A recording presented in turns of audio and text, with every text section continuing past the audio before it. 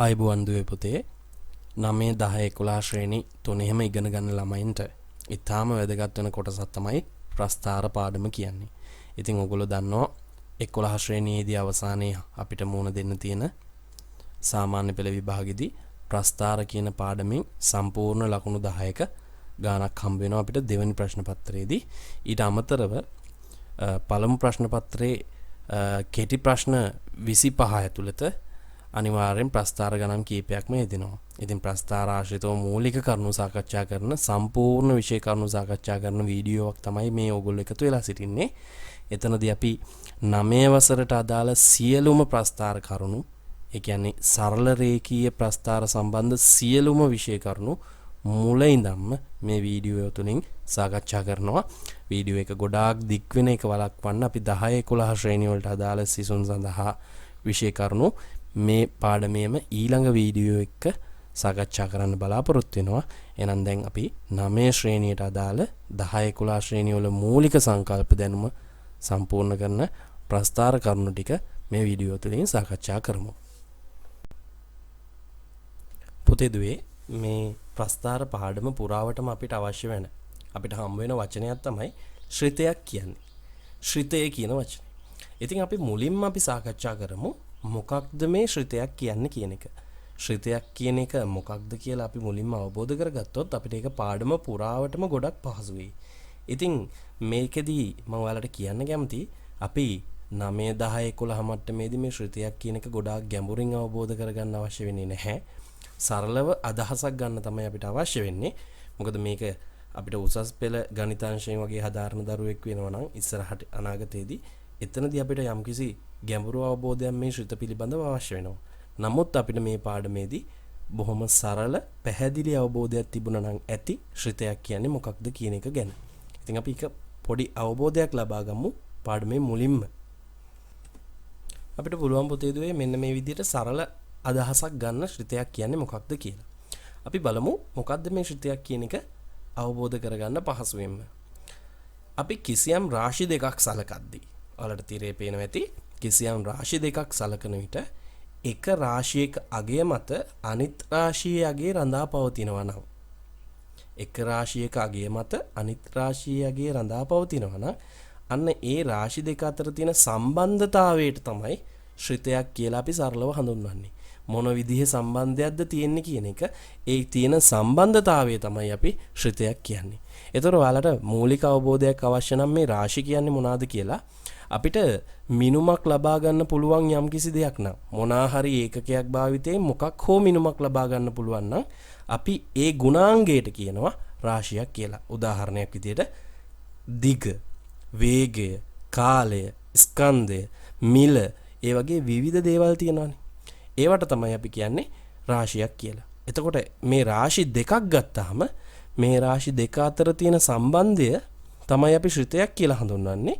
මෙතනදී මේ රාශි දෙක විශේෂත්වයක් සහිත වෙන්න ඕනේ. ඒ තමයි එක රාශියක් වෙනස් වෙද්දී ඊට අනුරූපව අනිත් රාශිය වෙනස් වෙන්න ඕනේ. ඒ කියන්නේ එක රාශියක අගය මත අනෙක් රාශියේ අගය රඳා පවතින්න ඕනේ.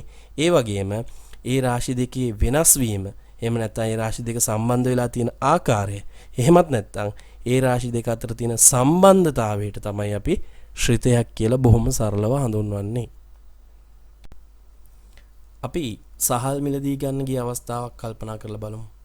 අපිට මේ වෙළඳසැලේ ඉස්සරහා දාලා තියෙනවා එක්තරා හාල් වර්ගයක කිලෝග්‍රෑම් එකක මිල රුපියල් 100ක් කියලා. අපි මේක පැහැදිලිවම නිරීක්ෂණය කරොත් අපිට හඳුනා ගන්න පුළුවන් මේ සම්බන්ධයේදී රාශි දෙකක්. ඒ රාශි දෙක තමයි එකක් අපි මිලදී ගන්න සහල් ප්‍රමාණය. ඊළඟ රාශිය අපි මිලදී ගන්න සහල් ප්‍රමාණය මත වෙනස් වෙන මිල කියන රාශිය. මෙතනදී පැහැදිලි මිලදී ගන්න සහල් ප්‍රමාණය මත ගෙවිය යුතු මිල කියන එක තීරණය වෙනවා. ඒ කියන්නේ එක් රාශියක අගය මත අනිත් රාශියේ අගය රඳා පවතිනවා. එහෙනම් අපි මේ රාශි දෙක අතර සම්බන්ධයට සරලව කියන්න පුළුවන් ශ්‍රිතයක් කියලා. ඒත් එක්කම ඔයාලට වඩාත් පැහැදිලි අපි මිලදී ගන්න සහල් ප්‍රමාණය වෙනස් වෙද්දී මිල කියන එක කොහොමද වෙනස් වෙන්නේ කියන එක. අපි සහල් 1 කිලෝග්‍රෑම් එකක් රුපියල් 100ක් දීලා මිලදී ගද්දී දෙකක් මිලදී ගන්න නම් අපිට රුපියල් 200ක් ගෙවන්න වෙනවා. 3ක් මිලදී ගද්දි රුපියල් 300ක්, 4ක් මිලදී ගද්දි රුපියල් 400ක්, කිලෝග්‍රෑම් 5ක් මිලදී ගද්දි රුපියල් 500ක් ආදී විදිහට අපි මිලදී ගන්න සහල් ප්‍රමාණය කියන රාශිය අනුව අපි ගෙවිය යුතු මිල කියන රාශිය වෙනස් වීමක් මෙතනදී වෙලා තියෙනවා. මෙතනදී අපි සැලකුවොත් අපි මිලදී ගන්නා සහල් ප්‍රමාණය x කියලා, ඒත් එක්කම අපි ඊට ගෙවන්න ඕන මුදල ගෙවිය යුතු මිල y කියලා ගත්තොත්, ඒත් එක්කම අපි සහල් කිලෝග්‍රෑම් x ප්‍රමාණයකට ගෙවිය යුතු මිල වෙන්නේ CIX. ඒ කියන්නේ සහල් x ප්‍රමාණයකට ගෙවිය යුතු මිල කියන්නේ, එහෙම නැත්නම් අපි y කියලා ගත්තොත් අපිට මේ ශ්‍රිතය ලැබෙනවා y සමානයි CIX කියලා. මේ සාකච්ඡා කරලා ලබාගත් ශ්‍රිතය ඇසුරින්, ඒ කියන්නේ y සමානයි CIX කියන ශ්‍රිතය ඇසුරින් අපිට පුළුවන් x සඳහා විවිධ අගයන් ආදේශ කරලා ඒ ආදේශ කරන අගයන්ට අනුරූපව ලැබෙන y අගය හොයාගන්න. එතකොට අපිට මේ x සහ y අගයන් ඛණ්ඩාංක තලයක නිරූපණය කරොත් අපිට පුළුවන් මේ y සමානයි CIX කියන ශ්‍රිතයට අදාළ රූපමය ආකාරය ලබා ගන්න. එහෙම නැත්නම් y සමානයි CIX කියන ශ්‍රිතයේ ප්‍රස්ථාරය ලබා ගන්න. දෙවිපතේ දැන් ඔයාලට ශ්‍රිත ගැන යම්කිසි පැහැදිලි අවබෝධයක් ඇති කියලා මම විශ්වාස කරනවා. ඒත් එක්කම මේ ශ්‍රිතයක් ප්‍රස්ථාරයක් කරන්නේ කොහොමද? එහෙම නැත්නම් ශ්‍රිතයක් සහ ප්‍රස්ථාරයක් අතර සම්බන්ධය මොකක්ද කියන එකයි මෙතනදී අපි සාකච්ඡා කරන්න බලාපොරොත්තු වෙන්නේ. සරලවම කියනවා නම් මොකක්ද මේ ප්‍රස්ථාරයක් කියන්නේ කියලා. අපි කලින් උදාහරණෙදී කතා කරා y සමානයි CIX කියලා ශ්‍රිතයක් ගැන. එහෙම නැත්නම් සහල් වල මිල සහ සහල් ප්‍රමාණය අතර සම්බන්ධය. එහෙම නැත්නම් සහල් ප්‍රමාණය සහ ඊට ගෙවිය යුතු මිල අතර සම්බන්ධය. ඔයාලට මතක ඇති එතනදී රාශි දෙක අපි එක රාශියක් x කියලා අරගත්තා, අනිත් රාශිය y කියලා අරගත්තා. එතකොට x ට අදාළව විවිධ යොදද්දී අපි දන්නවා මේ ශ්‍රිතයෙන්, එහෙම නැත්නම් මේ සම්බන්ධයෙන් y ට අගයන් ලැබෙනවා.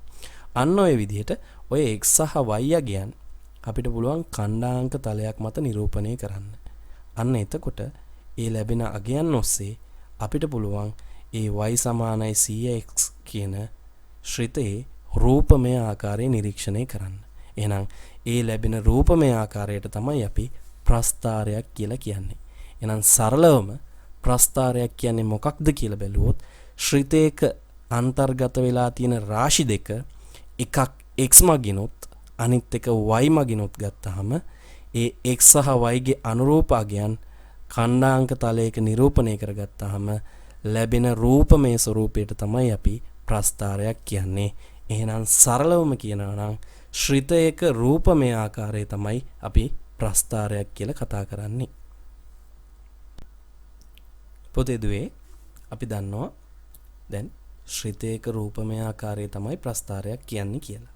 ඉතින් අපි දන්නවා විවිධ රාශි විවිධ ආකාරයෙන් එකිනෙක සම්බන්ධ වෙන්න පුළුවන්. ඒ රාශි දෙක අතර සම්බන්ධය විවිධාකාර වෙන්න පුළුවන්.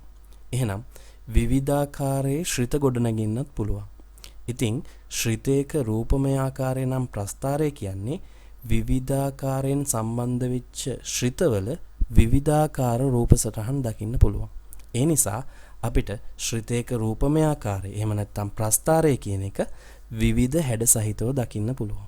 එහෙනම් අපි මේ මට්ටමේදී කතා කරන්නේ මේ විවිධාකාර හැඩ සහිත ප්‍රස්ථාර වලින් සරල රේඛාවක හැඩය සහිත ප්‍රස්ථාර, එහෙම නැත්නම් සරල රේඛීය ප්‍රස්ථාර ගැන විතරයි. මේ වීඩියෝ තුලින් සාකච්ඡා කරන්න බලාපොරොත්තු වෙන්නේ සරල රේඛීය ප්‍රස්ථාර. ඒ කියන්නේ යම්කිසි ශ්‍රිතයක රූපමය ආකාරය සරල රේඛාවක් වන ශ්‍රිත ගැන. අපි මේ සාකච්ඡා කරන ශ්‍රිතයක x සහ y කියලා විචල්්‍ය දෙකක් ඉන්නවා කියලා අපි කලින් කතා කරා. එතනදී අපි x කියන කෙනාව ස්වායත්ත විචල්්‍ය කියලා හඳුන්වනවා. ඒත් එක්කම y කියන කෙනාව පරායත්ත විචල්්‍ය කියලා හඳුන්වනවා. මෙතනදී අපිට x කියන කෙනාව විශේෂයෙන් නිරීක්ෂණය කිරීමක් මගින් අපිට මේ සරල රේඛීය ප්‍රස්ථාර පිළිබඳ x ගේ තියෙන බලපෑම කොයි වගේද කියලා නිරීක්ෂණය කරන්න පුළුවන්.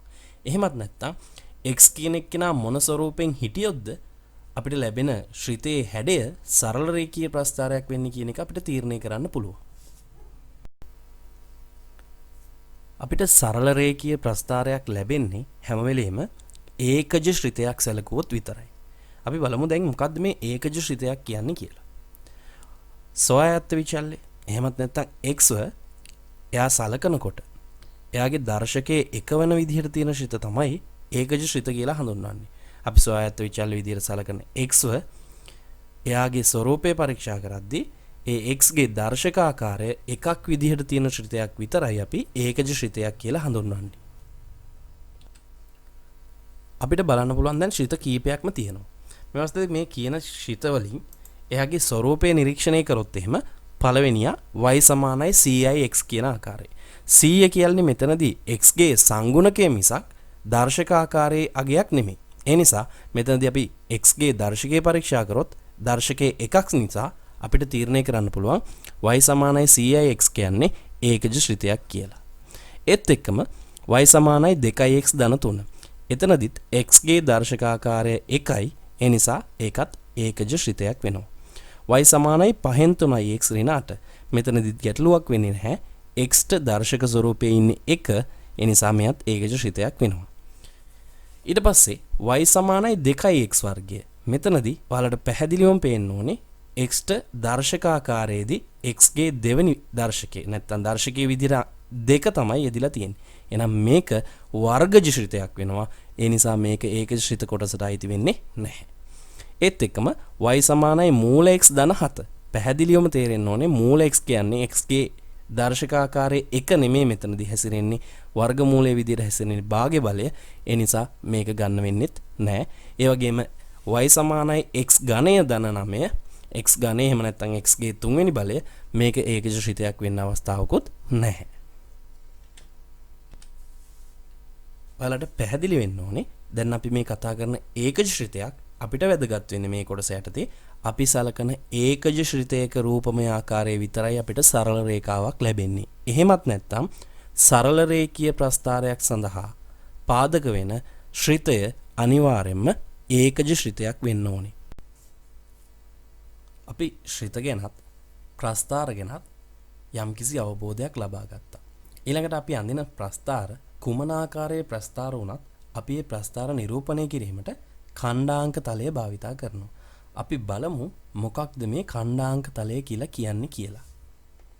පොතේ දුවේ ඔයාලට මතක ඇති අපි පහළ පන්ති වලදී ඉගෙන ගත්තා මේ සංඛ්‍යා රේඛාවක් ගැන. සංඛ්‍යා රේඛාවේදී අපි දන්නවා බිඳුවට දෙපැත්තෙන් ධන සංඛ්‍යා සහ ඍණ සංඛ්‍යා පවතිනවා. සමාන පරතර වලින්.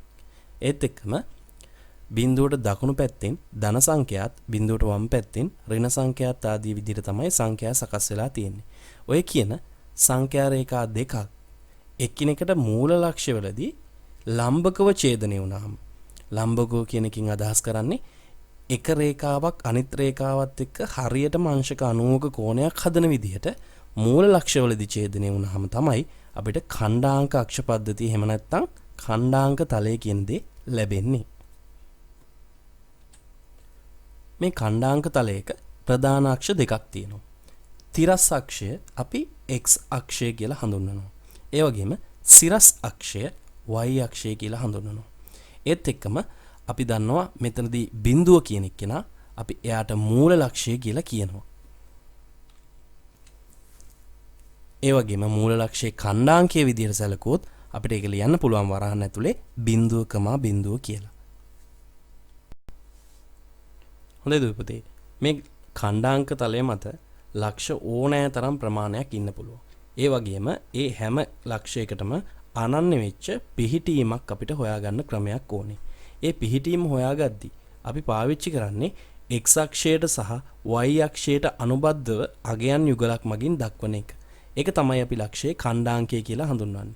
ඉතින් මේ ලක්ෂයේ ඛණ්ඩාංකය අපිට ප්‍රයෝගී වෙනවා ඕනෑම ලක්ෂයක පිහිටීම හඳුන ගන්න. ඒ වගේම විවිධාකාර වූ ඛණ්ඩාංකවල ස්වરૂප අනුව ඛණ්ඩාංක තලය මත ඒ ලක්ෂවලට අදාළ වෙච්ච ප්‍රදේශ ගැන අපි සාකච්ඡා කරමු. ඒත් එක්කම ඔයාලට ලක්ෂයක ඛණ්ඩාංකයේ සාධාරණ ස්වરૂපය මතක් කරද්දී ප්‍රථමයෙන් මෙයාගේ x අගයත් ඊට පස්සේ එයාගේ y අගයත් විදිහට සටහන් කරන්න පුළුවන්. මේ අගයන් යුගලම අපි වරහණක් තුල ලකුණු කරනවා. ඒ වගේම x අගය සහ y අගය වෙන් කිරීමට කමා ලකුණක් භාවිතා කරනවා. ඔයාලට පැහැදිලි වෙන්න ඕනේ විවිධාකාර වෙච්ච ලක්ෂවල විවිධාකාර x සහ y අගයන් වලට අනුරූප වෙච්චි ප්‍රදේශ මෙතනදී අපි සාකච්ඡා කරනවා. මෙතනදී අපි මුලින්ම බලමු මෙන්න මේ සටහන් කරලා තියෙන ප්‍රදේශය. ඔයාලට පැහැදිලිව පේනවා මේ ප්‍රදේශයේ ඉන්න ඕනෑම ලක්ෂයක x අගය සහ y අගය කියන දෙන්නම ධනාගයක් ලබා ගන්නවා. අපිට මෙන්න මේ ප්‍රදේශය ලකුණු කරගත්තොත් අපිට පැහැදිලි මේ ප්‍රදේශයේ ඉන්න ඕනෑම ලක්ෂයක ස්වරූපය ගත්තොත් එයාගේ ඛණ්ඩාංකයේ ස්වරූපය පරීක්ෂා කරොත් ඒ ඛණ්ඩාංකයේ x ගේ අගය ඍණ වෙලා y ගේ අගය ධන අවස්ථාවක පවතිනවා.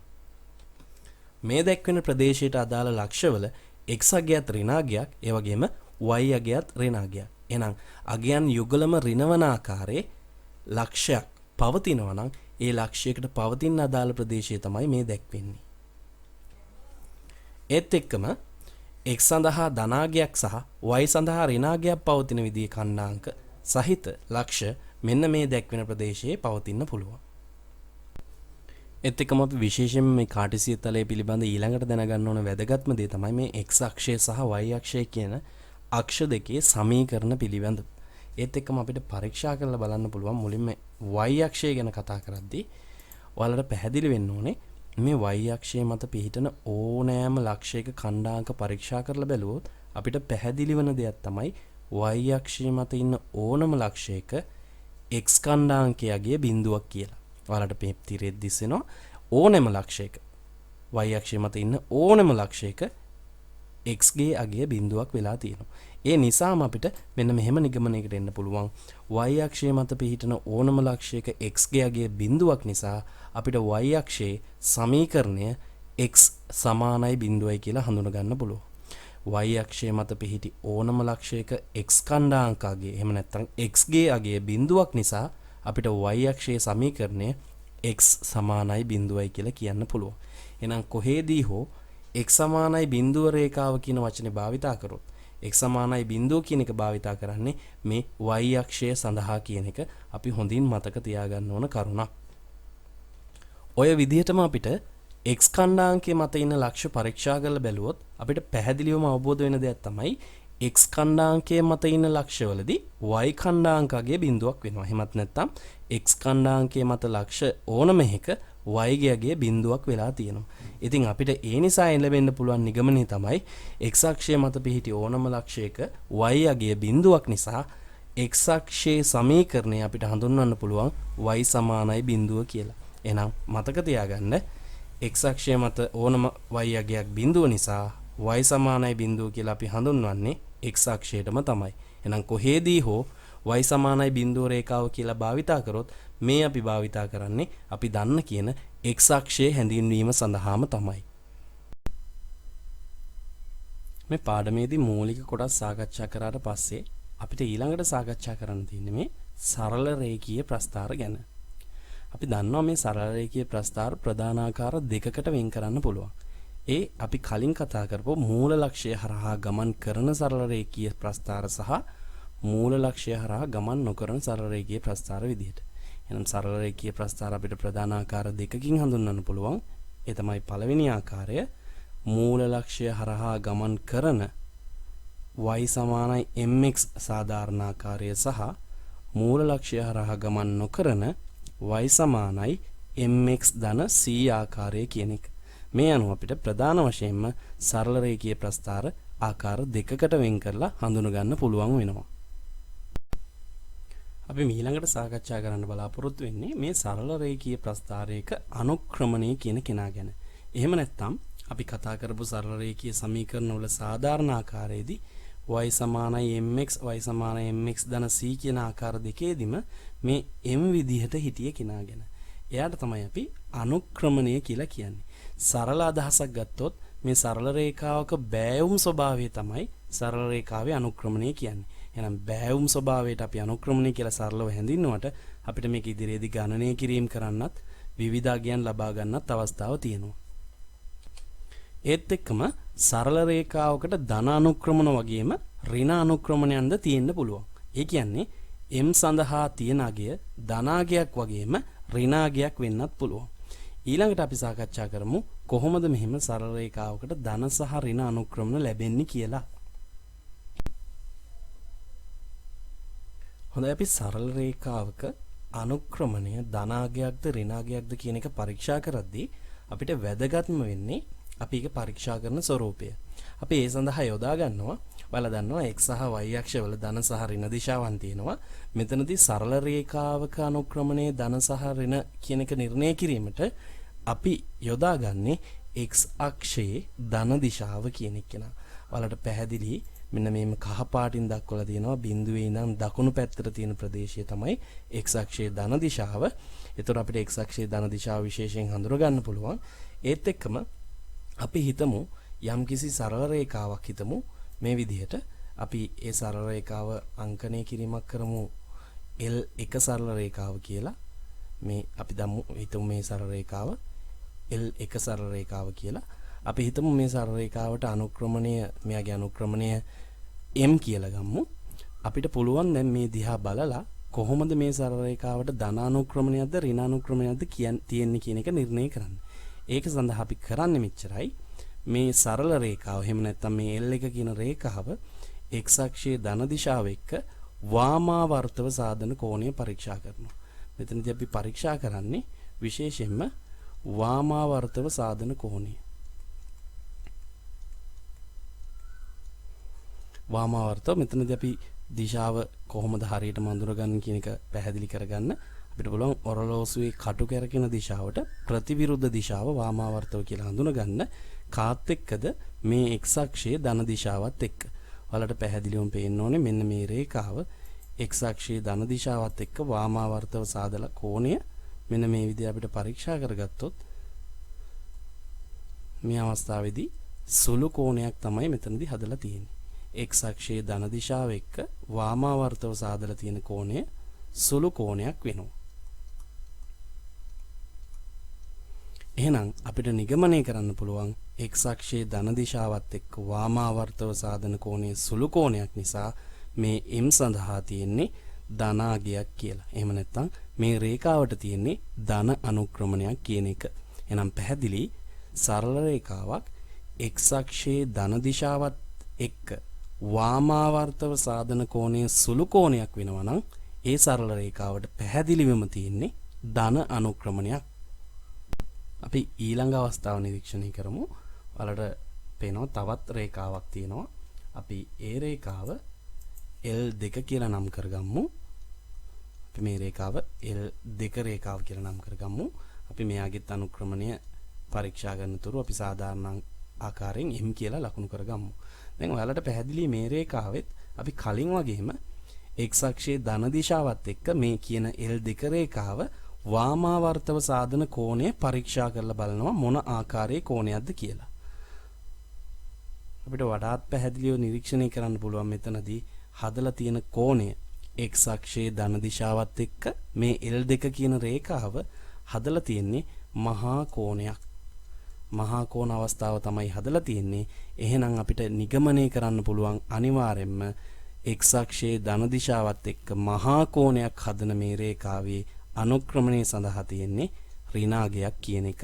එහෙනම් කිසියම් සරල රේඛාවක් x අක්ෂයේ ධන දිශාවත් එක්ක වාමාවර්තව සාධන කෝණය මහා කෝණයක් වෙනවා නම් අපිට පුළුවන් ඒ සරල රේඛාවේ අනුක්‍රමණය අනිවාර්යෙන්ම ඍණාගයක් කියන එක නිර්ණය කරන්න.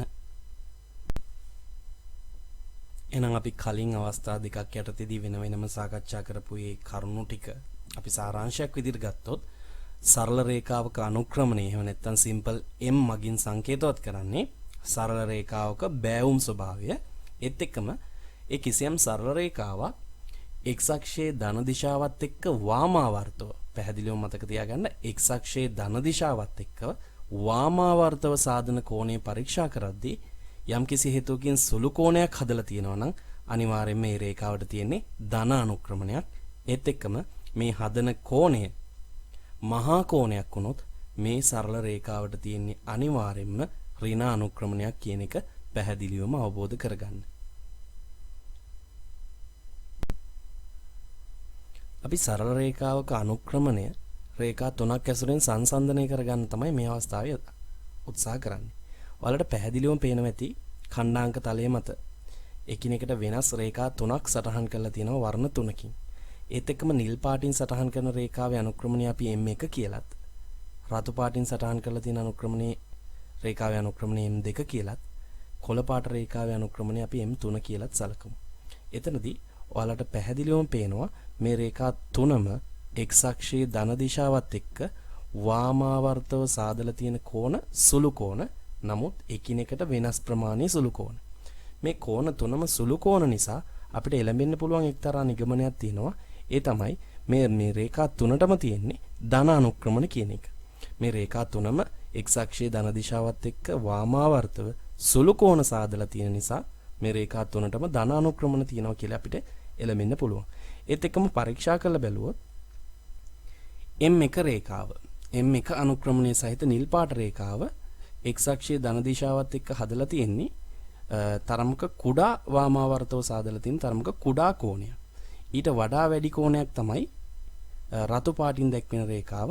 ඊටත් වඩා වැඩි කෝණයක් තමයි කොළ පාටින් දැක්වෙන රේඛාව හදලා තියෙන්නේ. එහෙනම් ඒ හදලා තියෙන කෝණවල ප්‍රමාණ සංසන්දනය කරද්දී අපිට අනුක්‍රමණ ගැන අදහසක් ගන්න පුළුවන්. මෙතනදී x අක්ෂයේ ධන දිශාවත් එක්ක වැඩිම වාමාවර්තව විශාලම කෝණයක් හදලා තියෙන්නේ කොළ පාට රේඛාව නිසා අපිට එයාගේ අනුක්‍රමණය M3 කියන එක්කෙනා මෙතන රේඛා තුනෙන් විශාලම අනුක්‍රමණීය විදිහට දකින්න පුළුවන්. ඒත් එක්කම ඊළඟට වැඩිම කෝණයක් x අක්ෂයේ ධන දිශාවත් එක්ක වාමාවර්තව හදලා තියෙන රතු පාටින් දැක්වෙන රේඛාව නිසා අපිට ඊළඟට විශාල අනුක්‍රමණය තියෙන්නේ M2 විදිහට හඳුන්වන්න පුළුවන්. ඒත් එක්කම කුඩාම කෝණයක් හදලා තියෙන x අක්ෂයේ ධන දිශාවත් එක්ක නිල් පාට රේඛාව නිසා අපිට එයා සංසන්දනය කරගත්තොත් ওই විදිහට එයාට තමයි අඩුම අනුක්‍රමණයක් තියෙන්නේ. මේ විදිහට අපිට රේඛා තුනෙහි x අක්ෂයේ ධන දිශාවත් එක්ක වාමාවර්තව හදපු කෝණය සැලකිල්ලට අරන් එයාලගේ අනුක්‍රමණ සංසන්දනය කරන්න පුළුවන්. මෙතනදී වැඩිම අනුක්‍රමණයක් තියෙන්නේ M3 සඳහා, අඩුම අනුක්‍රමණයක් තියෙන්නේ M1 සඳහා. අපිට තවත් උදාහරණයකින් මේ අනුක්‍රමණ ප්‍රමාණාත්මකව සංසන්දනය කරගන්න අවස්ථාවක් ලැබිලා තියෙනවා. අපිට පේනවා මෙතන වර්ණ තුනකින් යුක්ත රේඛා තුනක් තියෙනවා. අපි රේඛා තුන L1, L2, L3 කියලා සටහන් කරොත් අපිට පැත්තකින් දිස් වෙනවා සමීකරණ තුනක්. මේ සමීකරණ තුනම y සමානයි mx ආකාරයේ. මොකද මේ රේඛා මූල ලක්ෂ්‍ය හරහා ගමන් කරන නිසා y සමානයි mx ආකාර රේඛා තමයි මේකට ගැලපෙන්නේ. එහෙනම් ඔයාලට පැහැදිලි වෙන්න ඕනේ අපිට මේ L1, L2, L3 කියන රේඛා තුනට ගැලපෙන සමීකරණ දල වශයෙන් අදහසක් ගන්න අපිට ගත්තොත් එහෙම ඔයාලට පැහැදිලි y සමානයි mx ආකාරයේදී x එක්ක ගුණ වෙලා තියෙන අගය තමයි x ගේ සංගුණකය තමයි මෙතනදී අපි අනුක්‍රමණය කියලා හඳුනගන්නේ. එතකොට අපිට මේ සරල රේඛාවල සමීකරණ ඉස්සරහින් මේ සරල රේඛාවට ගැලපෙන මේ සරල රේඛාවේ සමීකරණයට ගැලපෙන රේඛාවේ නම ලියන්න ආවොත් එහෙම ඔයාලට පැහැදිලි පළවෙනියටම තියෙන්නේ y සමානයි 2x, ඊළඟට y සමානයි 3x, y සමානයි 4x කියලා. එතකොට මේ 2 3 4 කියන්නේ මේ රේඛා තුනට අදාළ අනුක්‍රමණ සඳහා ආගයන්. එහෙනම් ඔයාලට පැහැදිලි මෙතන අඩුම අනුක්‍රමණයක් තියෙන්නේ y සමානයි 2x මගින් දක්වන රේඛාවේ 2 තමයි අනුක්‍රමණය. එතකොට මේ රූප සටහනේ හැටියට ගැළපෙන රූපය වෙන්නේ අඩුම අනුක්‍රමණයක් සහිත. ඒ වගේම විශේෂයෙන්ම මේ අනුක්‍රමණ තුනම ධනාගයන්. ඒ නිසා ගැටලුවක් වෙන්නේ නැහැ. එහෙනම් L1 රේඛාව පරීක්ෂා කරොත් ඔයාලට පේනවා එයාගේ තමයි අඩුම අනුක්‍රමණයක් තියෙන්නේ. එහෙනම් වඩාත්ම ගැළපෙන්නේ L1 සඳහා y සමානයි 2x කියන සමීකරණය. එහෙනම් අපිට y සමානයි 2x සමීකරණය L1 සඳහා ලබා දෙන්න පුළුවන්. ඒත් එක්කම L2 රේඛාව පරීක්ෂා කරොත් L1ට වඩා වැඩි අනුක්‍රමණයක් තියෙනවා. නමුත් L3ට වඩා අඩු අනුක්‍රමණයක් තියෙන්නේ. ඒ නිසා අපිට y සමානයි 3x කියන සමීකරණය L2 රේඛාව සඳහා ලබා දෙන්න පුළුවන්. ඒත් එක්කම මෙතන වැඩිම අනුක්‍රමණයක් තියෙන්නේ y සමානයි 4x කියන සමීකරණයට. එහෙනම් ඒක ගැලපෙන්නේ L3 රේඛාවට. මේක ප්‍රමාණාත්මකව යම් අදහසක් ගන්න කරපු දෙයක්. ඒ නිසා ඔයාලට පැහැදිලි වෙන්න ඕනේ කොහොමද අනුක්‍රමණය අඩු රේඛාවේ සමීකරණය සකස් වෙන්නේ, ඒ වගේම අනුක්‍රමණය වැඩි රේඛාවේ සමීකරණය සකස් වෙන්නේ කියන එක. අපි ඊළඟට පරීක්ෂා කරලා බලමු ඍණ අනුක්‍රමණ සහිත සරල රේඛාවල අනුක්‍රමණ වෙනස් වීම මෙහෙන්නේ කොහොමද කියන එක. මෙතනදිත් ඔයාලට පැහැදිලි වෙන්න ඕනේ කොළ පාටින් සලකුණු කරලා තියෙන රේඛාව සහ රතු පාටින් සලකුණු කරලා තියෙන රේඛාව සහ නිල් පාටින් සලකුණු කරලා තියෙන රේඛාව විදිහට අපිට රේඛා තුනක් හඳුනා ගන්න පුළුවන්. ඒත් එක්කම මෙතනදී මේ හැම රේඛාවක්ම x අක්ෂයේ ධන දිශාවත් එක්ක වාමාවර්තව සාදලා තියෙන්නේ මහා කෝණ. ඒ මහා කෝණ සෑදීමත් එක්කම ඔයාලට පැහැදිලි වෙන්න ඕනේ මේ L1 L2 L3 කියන රේඛා තුනටම M1 M2 M3 කියන අගයන් සියල්ල ඍණාගයන් කියලා. හැබැයි ඍණාගයන් වගේම මේ ඍණාගයන් වල වෙනස් වීම කොහොමද පරීක්ෂා කරන්න කියන එක තමයි මෙතනදී අපි බලාපොරොත්තු වෙන්නේ. එතනදිත් අපි කලින් වගේම x අක්ෂයේ ධන දිශාවත් එක්ක වාමාවර්තව සාධන කෝණයේ ස්වරූපය පරීක්ෂා කරමු. නිල් පාටින් සටහන් කරලා තියෙන L1 රේඛාව x අක්ෂයේ ධන දිශාවත් එක්ක වාමාවර්තව සාදලා තියෙන තරමක් අඩු කෝණයක්. රතු පාටින් සටහන් වෙලා තියෙන කෝණය L2 රේඛාව එයා x අක්ෂයේ ධන දිශාවත් එක්ක වාමාවර්තව සාදලා තියෙන්නේ තරමක් වැඩි කෝණයක් සහ අවසාන වශයෙන් විශාලම කෝණය සාදලා තියෙන්නේ x අක්ෂයේ ධන දිශාවත් එක්ක වාමාවර්තව L3 කියන රේඛාව. එහෙනම් වැඩිම කෝණයක් සාදලා තියෙන L3 රේඛාව නිසා අපිට පැහැදිලිවම නිගමනය කරන්න පුළුවන් මේ රේඛා තුنين වැඩිම අනුක්‍රමණයක් තියෙන්නේ L3 රේඛාවට. එහෙනම් අපිට අනුක්‍රමණවල වැඩිම අගය සලකවිල්ලට ගත්තාම අපිට කියන්න පුළුවන් M3 තමයි වැඩිම අගය. ඊට වඩා අඩු අගයක් විදිහට තියෙන්නේ M2. ඊටත් වඩා අඩුම අගය තියෙන්නේ M1. ඒ විදිහට ගත්තාම අඩුම අනුක්‍රමණය සහිත සරල රේඛාව වෙන්නේ L1 රේඛාව. වැඩිම අනුක්‍රමණය සහිත සරල රේඛාව වෙන්නේ L3 රේඛාව. මේකෙදිත් අපි සැලකිල්ලට ගත්තේ මේ රේඛා x අක්ෂයේ ධන දිශාවත් එක්ක වාමාවර්තව සාධන කෝණය. කෝණය විශාල වෙද්දී සාධන රේඛාවේ සාධන අනුක්‍රමණයත් රේඛාවට අයිති අනුක්‍රමණයගයත් ක්‍රමයෙන් වැඩි වෙනවා. ඒක පැහැදිලිව අවබෝධ කරගන්න පුළුවන්. හොඳයි දුවේ පුතේ, අපි සරල උදාහරණ ගැටලුවකට අවධානය දෙමු. 2,6 සහ 4,12 යනු AB රේඛාව මත පිහිටි ලක්ෂ දෙකක ඛණ්ඩාංක වේ. AB රේඛාවේ අනුක්‍රමණය සොයන්න. එහෙනම් අපිට කියන්නේ AB රේඛාවේ අනුක්‍රමණය ගණනය කරන්න කියලා. අපි අනුක්‍රමණය ගණනය කරගමු. අපිට පුළුවන් මෙන්න මේ විදිහට අනුක්‍රමණය සමානයි y1 ඍණ y2 බෙදීම x1 ඍණ x2 කියලා සලකන්න. අපිට කැමති ඛණ්ඩාංකයක් පළවෙනි එක්කෙනා විදිහට ගත්තොත් එහෙම අපි 2 6 කියන ඛණ්ඩාංකය ඔය 1 කියන ඛණ්ඩාංකෙ විදිහට සැලකුවොත් එතකොට අපිට මෙයාව දෙවෙනි ඛණ්ඩාංක සෙට් එක කියලා සලකන්න පුළුවන්. එහෙනම් එතනදී අපි y1 න් y2 අඩු කරන්න ඕනේ. එහෙනම් y1 විදිහට ඉන්නේ මෙතනදී පළවෙනියට අපි ලම් කරපු එක්කෙනාගේ y අගය 6යි. අපිට 6න් අඩු කරන්න පුළුවන් දෙවෙනියට ඉන්න එක්කෙනාගේ y අගය 12යි. ඒත් එක්කම ඔය අනුරූප විදිහටම x අගයන් ගත්තොත් පළවෙනි ඛණ්ඩාංකයේ විදිහට සලකපු එක්කෙනාගේ x අගය 2යි. x2 විදිහට සලකන්න වෙන්නේ අපිට 4. ඒත් එක්කම අපිට සුළු කිරීමක් කරොත් එහෙම 6න් 12ක් අඩු කරන්න වෙනවා. ඒ කියන්නේ ඍණ 6ක් කියලා අපිට ලැබෙනවා. ඒත් එක්කම 2කින් 4ක් අඩු කරොත් එහෙම එතනදිත් අපිට ඍණ 2ක් කියලා ලැබෙනවා. ඍණට ඍණ ඉවත් වෙලා 6 2කින් බෙදුවොත් අපිට ධන 3ක් කියලා අගය ලැබෙනවා. එහෙනම් මේ සරල රේඛාවේ අනුක්‍රමණය ධන 3ක් කියලා ලැබෙනවා. එතකොට අපි මේ ලක්ෂ දෙක කලින් විදිහට නැතුව වෙනස් විදිහට මාරු කරලා ගත්තොත් ඒත් මේ අගයක්ම ලැබෙනවද කියලා පරීක්ෂා කරලා බලමු. එතනදී අපි මුලින්ම 412 කියන ලක්ෂය ගත්තොත් එහෙම 412 ලක්ෂයේ ගත්තොත් මුලින්ම එතකොට අපි y1 විදිහට ගන්නේ 12. එතකොට y2 විදිහට ගන්නේ 6. ඒත් එක්කම x1 කියලා ගන්නේ අපි මෙතනදී 4. x2 කියලා ගන්නේ අපි මෙතනදී 2. ඒ අවස්ථාවේදීත් ඔයාලට පැහැදිලි 12න් 6ක් අඩු කරාම 6යි 4න් 2ක් අඩු කරාම 2යි 6 බෙදීම 2 කියන්නේ 3යි කියලා මේ අවස්ථාවේදීත් වෙනසක් නැතු වෙනවා. නිවැරදි විදිහට ආදේශ කරගත්තොත් අනුක්‍රමණයේ වෙනසක් නැහැ කොයි ආකාරයෙන් ගණනය කරත්. හොඳයි අපි තවත් උදාහරණ ගැටලුවක් සාකච්ඡා කරමු. ඍණ 3,7 සහ 5,2 ලක්ෂ PQ රේඛාව මත පිහිටා ඇතනම් PQ හි අනුක්‍රමණය ගණනය කරන්න නැත්නම් අනුක්‍රමණය සොයන්න කියලා තමයි අපිට ලැබිලා තියෙන්නේ. අපිට පුළුවන් PQ ගේ අනුක්‍රමණය මේ විදිහට ගණනය කරන්න. y1 ඍණ y2 බෙදීම x1 ඍණ x2. අපි මුලින්ම ඉන්න එක්කෙනා එක ඛණ්ඩාංක සෙට් එක කියලා හිතුවොත් එහෙම එතනදී මුලින්ම දීලා තියෙන ඛණ්ඩාංකයේ y අගය අදාළ y අගය වෙන්නේ 7. අපිට පුළුවන් අඩු කරන්න දෙවනියට ඉන්න ඛණ්ඩාංකේ y2 විදිහට ඉන්න ඛණ්ඩාංකේ ඍණ 2. ඒ නිසා අනිවාර්යයෙන්ම මේ අඩු කිරීම සහ ඍණාගයන් පටලව ගන්න නැති වෙන්න අපිට පුළුවන් වරහන් පාවිච්චි කරන්න. බෙදීම x1 විදිහට ඉන්නේ ඍණ 3 අඩු කිරීම මෙතනදී 5 තමයි x2 විදිහට හැසිරෙන්නේ. අපිට සුළු කිරීමක් කරගත්තොත් එහෙම 7 ඍණ සහ ඍණ ගුණ වෙලා ධන බවට පත් වෙනවා 7 ධන 2 බෙදීම ඍණ 3 සහ ඍණ 5 දෙන්නම ඍණ ලකුණු සහිත නිසා ඒ දෙන්නම එකිනෙක එකතු කරන්න පුළුවන් ඍණ 8 කියලා ගන්න පුළුවන්.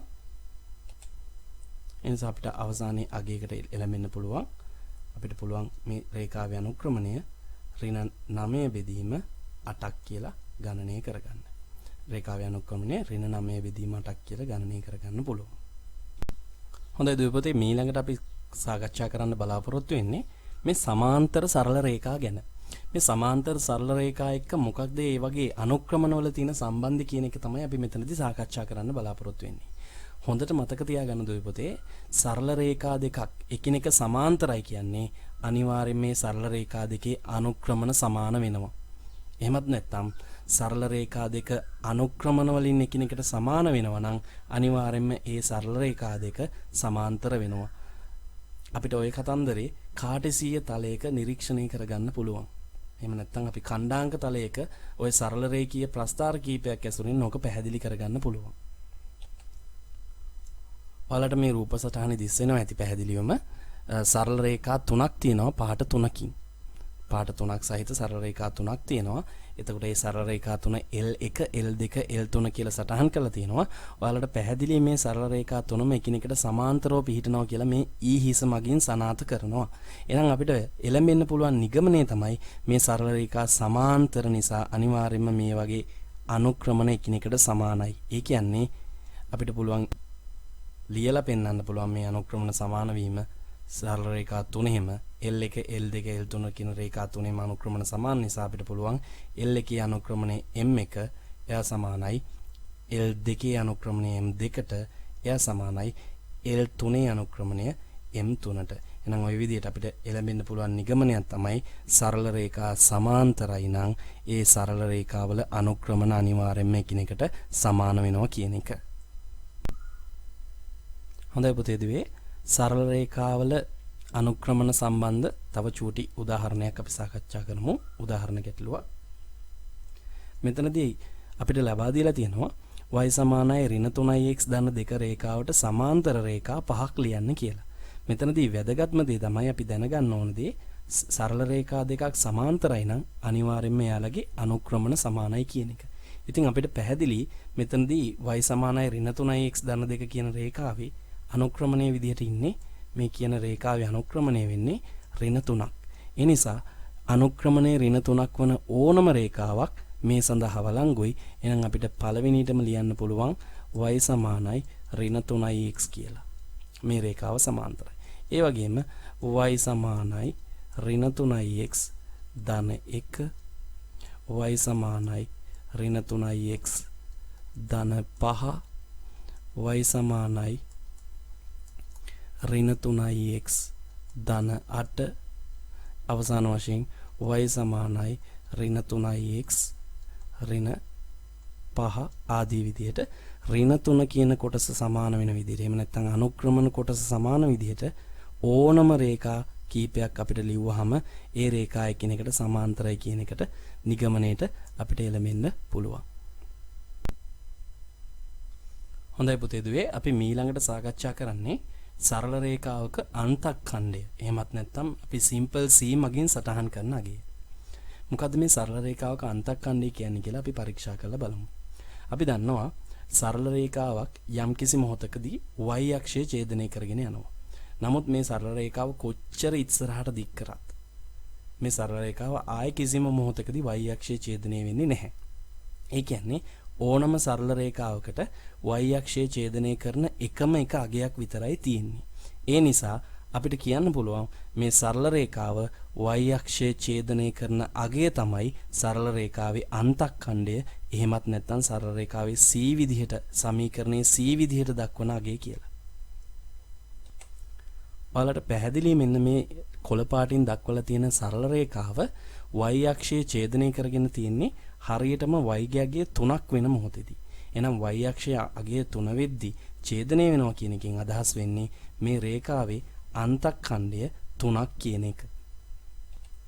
ඒත් එක්කම ඔයගොල්ලෝ දන්නවා යම්කිසි සරල රේඛාවක් මූල ලක්ෂය හරහා යනවා කියන්නේ ඒ අවස්ථාවේදී y ගේ බිඳුවක් වෙනවා.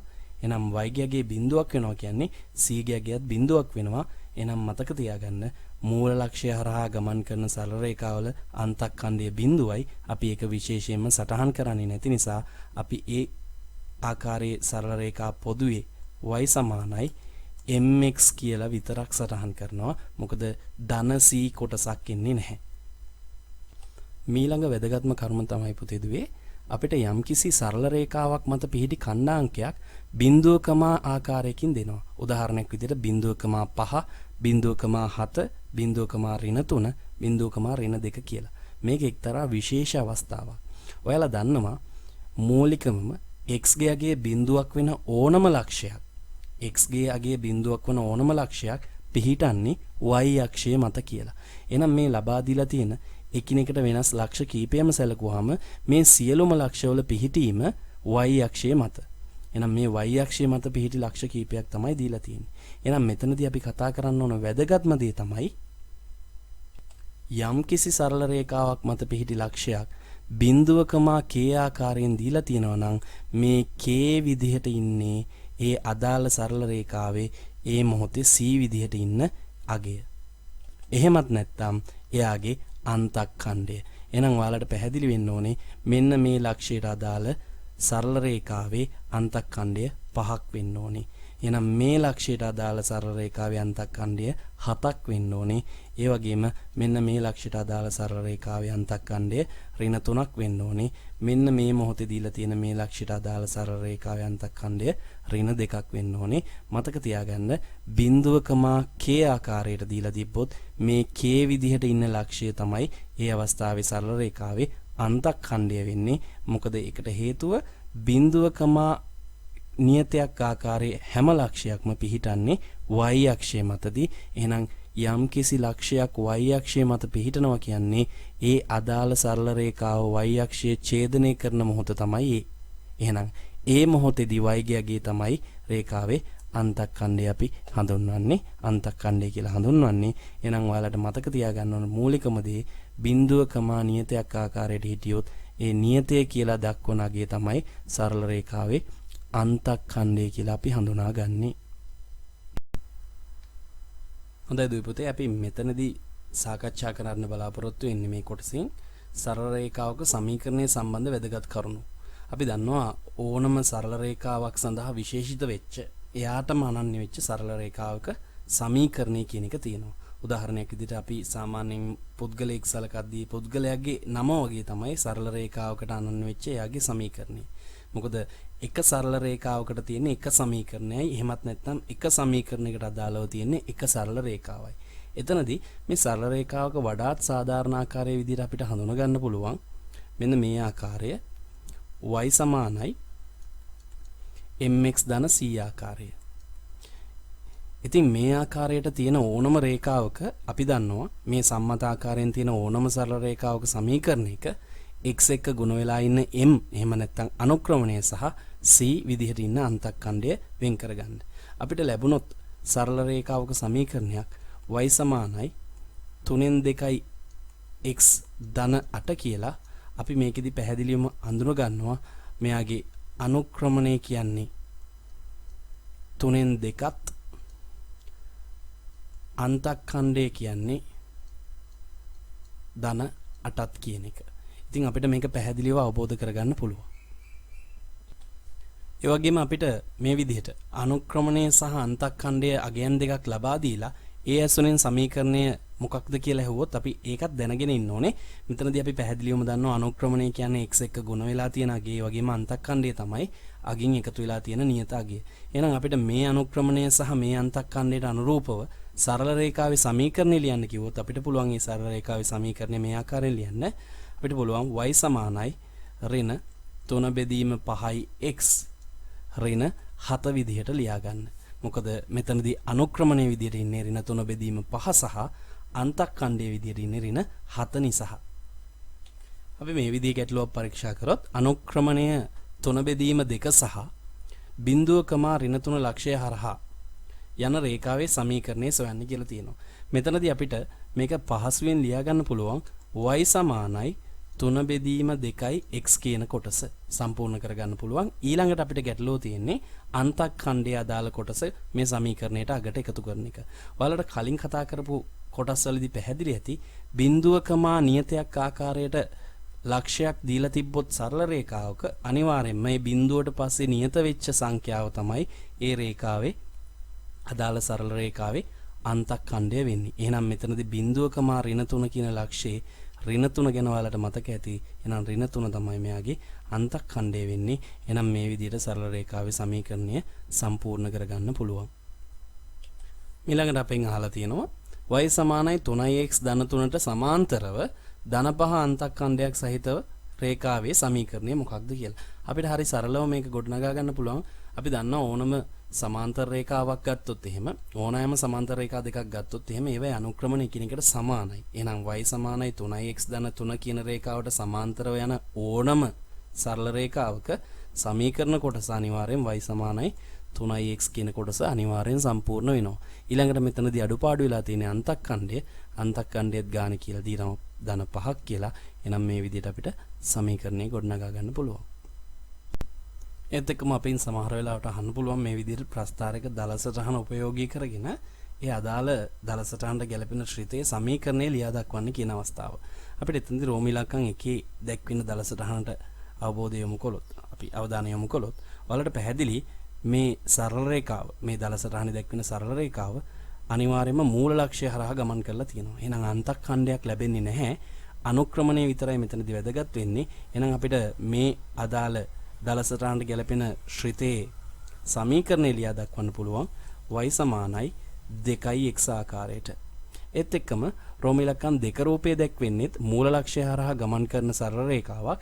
ඒ නිසා එයාගේ සමීකරණය අපිට හරි සරලව ලියා ගන්න පුළුවන් y සමානයි ඍණ 3x ආකාරයට. මොකද අන්තක්ඛණ්ඩය බිඳුව වෙනවා කියලා අපි පැහැදිලිවම දන්නවා මූල ලක්ෂ්‍ය හරහා ගමන් කරද්දී. රෝම ඉලක්කම් 3 අවස්ථාවට ඔයාලට පේනවා ඇති අනුක්‍රමණය 3 බෙදීම 2ක් සහ y අක්ෂයේ ධන 4දී කපාගෙන ගිහින් තියෙනවා මේ දල සටහනේ. එහෙනම් මේ ධන 4දී y අක්ෂය කැපෙනවා කියන්නේ මේ අනිවාර්යයෙන්ම අන්තක්ඛණ්ඩය. එහෙනම් අපිට සමීකරණ ලියන්න පුළුවන් y සමානයි 3 බෙදීම 2x ධන 4 විදිහට. ඒ විදිහටම රෝම ඉලක්කම් 4 සලකුණු කරගත්තොත් එහෙම අපිට ලියන්න පුළුවන් y සමානයි අනුක්‍රමණය දීලා තියෙන ඍණ 3 එකක් නිසා එහෙනම් y සමානයි ඍණ 1 බෙදීම 3යි x ධන 3 කියලා. මේ ධන 3 වෙන්නේ මෙන්න මේ මොහොතේ y අක්ෂයේ කැපෙනා ගිය ධන 3ක් නිසා අන්තක්ඛණ්ඩයේ ධන 3ක් විදිහට අපිට සටහන් කරගන්න පුළුවන්. ඒත් එක්කම රෝම ඉලක්කම් 5 අවස්ථාවේදී අනුක්‍රමණය 3 බෙදීම 4යි අන්තක්ඛණ්ඩයේ ඍණ 4යි. එහෙනම් y සමානයි 3 බෙදීම 4යි x ඍණ 4 කියලා සකස් කරගන්න පුළුවන්. අවසාන අවස්ථාව අනුක්‍රමණයේ ඍණ 2යි අන්තක්ඛණ්ඩයත් ඍණ 2යි. එහෙනම් y සමානයි ඍණ 2යි x ඍණ 2 කියලා සමීකරණය සකස් කරගන්න පුළුවන්. හොඳයි පුතේ දුවේ. අපි ඊළඟට සාකච්ඡා කරන්න බලාපොරොත්තු වෙන්නේ ax ධන by සමානයි c ආකාරයේ ශ්‍රිතවල ප්‍රස්ථාර ගැන. එහෙමත් නැත්නම් අපි කලින් කතා කරපු y සමානයි mx ධන c ආකාරයට වඩා තරමක් වෙනස් වෙච්ච ආකාරවල ශ්‍රිත. අපි උදාහරණයක් විදිහට අපි සැලකුවොත් එහෙම අපිට ලැබෙනවා 3x ධන 2y සමානයි 6ක් කියලා ශ්‍රිතයක්. මේ ශ්‍රිතේ ප්‍රස්ථාරගත කරද්දී අපි මේ හුරු පුරුදු ආකාරයෙන් නෙමෙයි නිසා අපිට පුළුවන් මෙයා y සමානයි mx ධන c ආකාරයට සකස් කරගන්න. එතනදී අපි දන්නවා y ගේ සංගුණකයේ ධන එකක් වෙලා සමීකරණයේ එක පැත්තක y තනි වෙලා ඉන්න ඕනේ. ඉතින් අපිට ඊට අවශ්‍ය සුළු කිරීම මේ විදිහට කරගන්න පුළුවන්. මුලින්ම 2y මේ පැත්තේ ඉඳි අපිට පුළුවන් ධන 3x කියන කෙනා සමීකරණයෙන් එහා පැත්තට සමාන ලකුණෙන් එහා පැත්තට ගෙනහිල්ලා ඍණ 3x කියලා සටහන් කරන්න. ඒත් එක්කම ධන 6 මෙතන ඉන්නවා. අපිට පුළුවන් මුළු සමීකරණයම දෙකෙන් බෙදීමක් කරලා ධන 2y කියන අවස්ථාවේදී y ගේ සංගුණකයේ ධන 2 ධන 1 බවට පත් කරගන්න. ඉතින් අපිට පුළුවන් y සමානයි ඍණ 3 බෙදීම 2x ධන 6 බෙදීම 2යි කියලා සකස් කරගන්න. එහෙමත් නැත්නම් තව දුරටත් අපි මේක සකස් කරගත්තොත් y සමානයි ඍණ 3 බෙදීම 2x ධන 3 ආකාරයට සකස් කරගන්න. දැන් අපිට මෙයාගෙන් කලින් වගේම හොරු පුරුදු ආකාරයෙන් ඉන්න නිසා අපිට මෙයාගෙත් අනුක්‍රමණය ගන්න පුළුවන්. අනුක්‍රමණය ඍණ 3 බෙදීම 2ක් විදිහට අන්තක්ඛණ්ඩය ධන 3ක් විදිහටත් අපිට බලා ගන්න පුළුවන්.